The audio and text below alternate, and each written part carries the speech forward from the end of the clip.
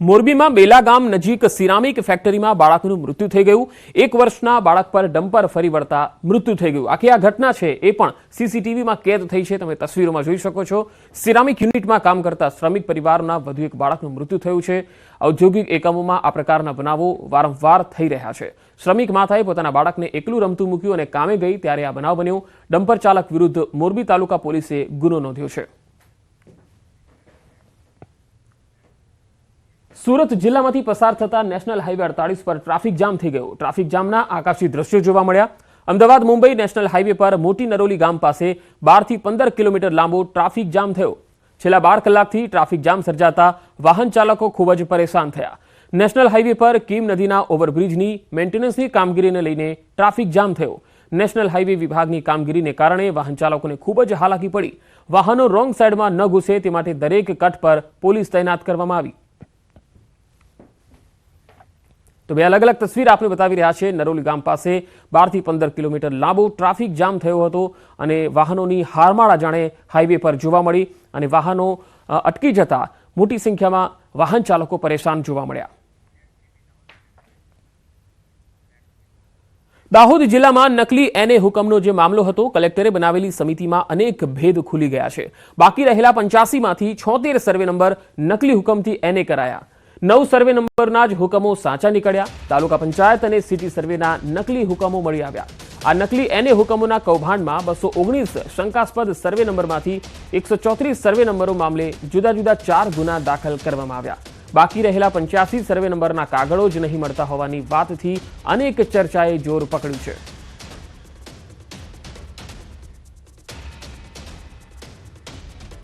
સભ્ય નોંધણી મુદ્દે ભાજપના જ 2 ધારાસભ્ય સામસામે જોવા મળ્યા।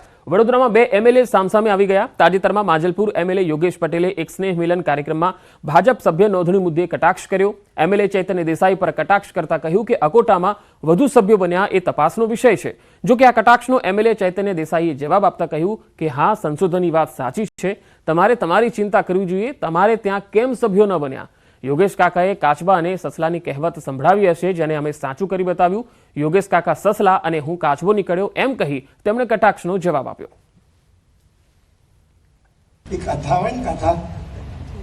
કથા સાંભળે પછી આમ ખંખેરીને જતા રહે એવી દશા થઈ જાય। માજલપુરમાં સભ્ય વધે એટલે સ્કીમ બી બને, એટલે વેપારીઓ સ્કીમ બનાવે, માલ વેચે। જે વધારે વધારે સભ્ય બનાવે જે બોર્ડ એને બધી ગ્રાન્ટ આપવાની મને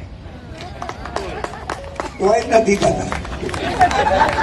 એટલે સૌથી વધારે વોટ આવે સામેની ડિપોઝિટ જાય ને ઓછામાં ઓછા સભ્ય માજલપુરમાં થાય ને વધારે થઈ નથી। એ તો તપાસનો વિષય છે। મોટા નેતા એવું કીધું કે અકોટા વિધાનસભામાં સંશોધનનો વિષય છે કે આટલા બધા કાર્યકર્તા લોકોએ પ્રાથમિક સભ્ય કર્યા કેવી રીતે। એવું વાત તો સાચી છે, સંશોધનનો વિષય છે, પણ સંશોધનનો વિષય એવો છે કે તમે તમારી પોતાની ચિંતા કરો કે તમારા ત્યાં કેમ નહીં થયા, બરાબર। એમને હું પણ ઉદાહરણ આપ્યું કે પેલા સસલાના કાચબાની રેસ, એક આના પેપરમાં આવ્યું કે નહીં ખબર નથી મને, પણ એનું બી ઉદાહરણ આપ્યું। તો મેં કહ્યું જો સાચું કરીને બતાવ્યું ને તો લોકોએ તો વાર્તાઓ સાંભળી આટલા વર્ષથી, કોઈ જોઈ છે રેસ? હવે તો કાચબા અને સસલાની રેસ બી કરીને બતાવી સાચી। યોગેશ કાકા કે હું સસલો, સોરી નામ બોલ્યું,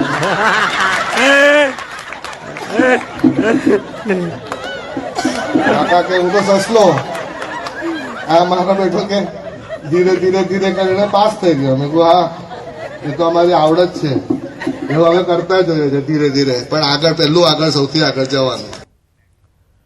મોરબી જિલ્લા પંચાયતના ચેરમેનનો એક વિડીયો વાયરલ થયો। મત આપો તો કામ થશે, નહીં તો કામ માટે આવવાનો અધિકાર નથી, એવું તેઓ વિડીયોમાં કહેતા દેખાઈ રહ્યા છે। આવો સાંભળીએ તેમણે શું કહ્યું। વાંધો નહીં, આ વખતે ચૂંટણી આપણે કોઈને મત દેવાનું થતો નથી। જ્યાં લગી પણ જો એવું ધારશું નહીં, જ્યાં લગી રોડ નહીં થાય ત્યાં લગી નહીં। આની પહેલા ચૂંટણી આવી હતી ત્યારે અમને એમ કઈ જતા કીધું હતું તમે અમને નો આપો માગીએ તો અમારી આગળ, પણ આની પહેલા જ્યારે આપણે કીધું હતું તમે અમને નો અમારે સાંભળ મારી તમે મને કઈ આપ્યું હોય બેન તો તમે મારી પાસે બીજી વસ્તુ માંગજો. તમારી વાત સાચી. અમે ગઈ વર્ષે ચૂંટણી ગઈ ને ત્યારે અમે કીધેલું જ હતું, કીધું અમને ચૂંટણી નથી ગઈ. કીધું. અમે જેટલી સોસાયટીમાં જઈએ ને એ બધે કરી દીધું હોય. અમે એવી મહિલા હા, નથી બોલીએ એટલે કાંઈ વાંધો નહીં. તમે કીધું ને તો કાંઈ વાંધો નહીં. આપણે 6 મહિના રાહ જોઈ પણ જોઈ જશે. આપણે આદિવાસી નેતા ચૈતર વસાવાની ભીલ પ્રદેશ રાજ્યની માંગણીનો જે મામલો છે, ભાજપ સાંસદ મનસુખ વસાવાએ અલગ રાજ્યની માંગને નકારી. મનસુખ વસાવાએ કહ્યું કે અલગ રાજ્યની વાત ભૌગોલિક દ્રષ્ટિએ શક્ય નથી. આદિવાસીઓના દરેક પ્રશ્નો કેન્દ્ર અને રાજ્ય સરકાર ઉકેલશે. અમે અલગ રાજ્યના સમર્થનમાં નથી. ટ્રાઇબલ અને અલગ જે રાજ્યની જે વાત છે એ ભૌગોલિક દ્રષ્ટિએ પણ બરોબર નથી. અને આજે ભારતીય જનતા પાર્ટીના શાસનની અંદર આદિવાસીઓના ઘણા બધા પ્રશ્નો આજે ભારતીય જનતા પાર્ટીના સરકાર ઉકેલી રહી છે. અમદાવાદની ખ્યાતિ હોસ્પિટલ કાંડનો વિવાદ શમવાનું નામ નથી લઈ રહ્યો, ત્યારે ખ્યાતિ હોસ્પિટલની બેદરકારીનો વધુ એક કિસ્સો સુરેન્દ્રનગરમાં સામે આવ્યો, જેમાં બજાણા ગામના આધેડનું ખ્યાતિ હોસ્પિટલના તબીબોની બેદરકારી ભરી સારવારથી મોત થયાનો દાવો કરાયો. મૃતકના પરિવારે ખ્યાતિ હોસ્પિટલના તબીબ સામે આવા ગંભીર આક્ષેપ કર્યા. પરિવારના જણાવ્યા મુજબ ગત તારીખ 4 ઓક્ટોબર વિનાયકપુરા ગામે અમદાવાદની ખ્યાતિ હોસ્પિટલનો કેમ્પ હતો, જેમાં પીએમજે કાર્ડ ધરાવતા ગણપતભાઈને શરીરમાં એક નળી બ્લોક હોવાનું જણાવી ઓપરેશન માટે બોલાવવામાં આવ્યા. જો કે ઓપરેશનની પરિવારે આનાકાની કરતા આયુષ્યમાન કાર્ડ હેઠળ ઓપરેશનનો કોઈ પણ ચાર્જ નહીં લાગે તેમ સમજાવી ગણપતભાઈનું એન્જિયોપ્લાસ્ટીનું ઓપરેશન કરી દેવાયું. ઓપરેશન કરતા ગણપતભાઈની તબિયત બગડી ગઈ. ત્યારબાદ અમદાવાદની સિવિલમાં ખસેડાતા ગત 4 નવેમ્બરે સારવાર દરમિયાન ગણપતભાઈનું મોત થયું. આ અંગે સિવિલના તબીબોએ કહ્યું કે દર્દીનું અયોગ્ય રીતે ઓપરેશન કરવાથી મોત થયું છે. આ બાબતે પોલીસને પણ જાણ કરવા છતાં કાર્યવાહી ન કર્યાનો મૃતકના પરિવારજનોનો આરોપ છે. પોલીસે જો યોગ્ય કાર્યવાહી કરી હોત તો અનેકના જીવ બચી જાત. ત્યાં કેમ્પ આવેલો ખ્યાતિ હોસ્પિટલનો 6 તારીખે, એટલે કેમ્પમાં તપાસ કરાઈ, એટલે કે વધુ તપાસ કરાવી હોય તો કે તમે હોસ્પિટલ આવો, અમારી ગાડી આવશે. એટલે પછી બીજા દિવસે ગાડીમાં ગયા અને ત્યાં તપાસ કરાઈ અને એન્જિયોગ્રાફી કરી અને તરત એમને કીધું કે આમાં નળી બ્લોકેજ છે તમારે, એટલે કે સ્ટેન્ડ મૂકવું પડશે. સિવિલમાં લઈ ગયા. પછી સિવિલના ડોક્ટરોને તપાસ કરતા એમના અભિપ્રાય મુજબ, એમના કહેવા મુજબ કે ભાઈ આનું જે ઓપરેશન કરવામાં આવ્યું છે એમની બેદરકારી હોય કે ગમે તે હોય, પણ આમનું તબિયત એના કારણે લથડી છે. એટલે સિવિલમાં 11 દિવસ માટે એમને સારવાર કરી. સારવાર દરમિયાન એમને 11મા દિવસે મૃત્યુ પામ્યું હતું. આ ખ્યાતિ હોસ્પિટલના ડોક્ટરોની બેદરકારી, પીએમ યોજનાનો લાભ લઈ ગરીબ માણસોને લૂંટવા માટેનો ઈરાદો. ખ્યાતિ હોસ્પિટલની બેદરકારી સામે આવતા મહેસાણા આરોગ્ય વિભાગ સક્રિય થયું. જિલ્લા આરોગ્ય અધિકારી કડી તાલુકાના ગામડાઓમાં ફરી તપાસ કરી રહ્યા છે. આરોગ્ય વિભાગની તપાસ બાદ ચોંકાવનારી વિગતો સામે આવી. ખ્યાતિ હોસ્પિટલે અત્યાર સુધી કડી તાલુકાના 9 ગામોમાં કેમ્પો કર્યા. બોરીસણા, ખાવડ, ડરણ, વાઘરોડા, કોલાદ, લક્ષ્મીપુરા, ખંડેરાવપુરા, કાણજરી અને વિનાયકપુરામાં કેમ્પ કર્યા. હજુ પણ મહેસાણા આરોગ્ય વિભાગની ટીમ તપાસ કરી રહી છે. ખ્યાતિ હોસ્પિટલ દ્વારા એમના જે કડીના જે ગામો છે એમાં લગભગ 9 જેટલા ગામો, જેમાં કણજરી, બોરીસણા, ખંડેરાવપુરા, લક્ષ્મણપુરા, વાઘરોડા, કોલાદ, ડરણ, ખાવડ અને વિનાયકપુરા, આટલા 9 ગામોની અંદર અમારી પાસે અત્યારે જે અમે માહિતી છે, છેલ્લા 3-4 દિવસ અમારી જે ટીમો ફરે છે એમાં અમને જે માહિતી મળી એ પ્રમાણે આટલા ગામોમાં એમણે કેમ્પો કર્યા. 70 વર્ષથી વધુ વયના વૃદ્ધો માટે આયુષ્યમાન કાર્ડની યોજના અમલમાં મૂકવામાં આવી છે, જેથી આવા વડીલોને પોતાની સારવારનો ખર્ચ ઉઠાવવો ન પડે. જૂનાગઢ ખાતે ધારાસભ્ય, વહીવટીતંત્ર તેમજ મનપાના સંયુક્ત ઉપક્રમે આ કાર્ડ માટે કેમ્પનું આયોજન કરવામાં આવ્યું, જેમાં ખૂબ મોટી સંખ્યામાં વડીલો આયુષ્યમાન કાર્ડ કઢાવવા માટે ઉમટી પડ્યા હતા. 70 વર્ષથી વધુ વયની જે વૃદ્ધો છે તેમના માટે આ કાર્ડની ખાસ યોજના આયુષ્યમાન કાર્ડ માટે અહીંયા મોટી સંખ્યામાં વડીલો આવ્યા, કારણ કે 70 વર્ષથી વધુ વયના કોઈ પણ જે વૃદ્ધો છે તેઓ પોતાના આધાર કાર્ડથી પણ આ આયુષ્યમાન કાર્ડ જે છે એ કઢાવી શકે છે.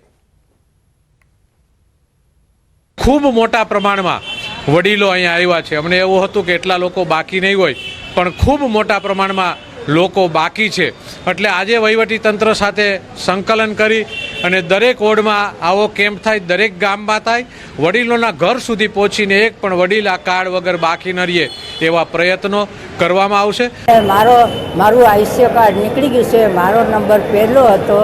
આ માન્ય શ્રી સરકાર તરફથી અમને સારો સહયોગ મળ્યો છે, તો વ્યવસ્થા બહુ સરસ છે.